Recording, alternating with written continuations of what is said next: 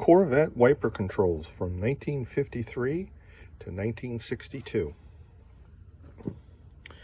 The first control here is a 53-54 with the two vacuum ports to operate the automatic Trico washer system that was in the cars. The part number here on this one, the last two digits, is 27. They came in two cable lengths. The 53 early 54s with the right hand wiper switch on the dash was 28 inches, and then the longer one on the other side of the column was 35 inches.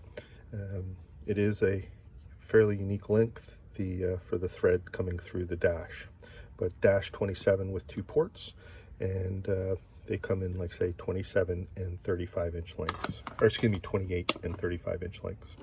The next one is a 55, 6, and 7 wiper control. This one, you'll notice, has no vacuum port on the back because all 3 years used a foot pump style washer system in the car. Part number you're looking for here, the end two numbers, is dash 21.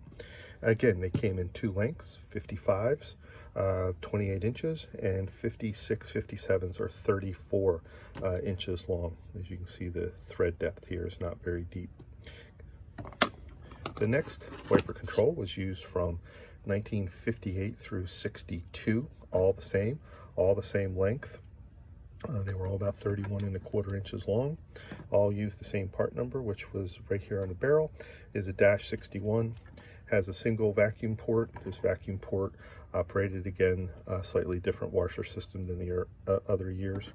And if you had windshield, they all came at whether had washers or not.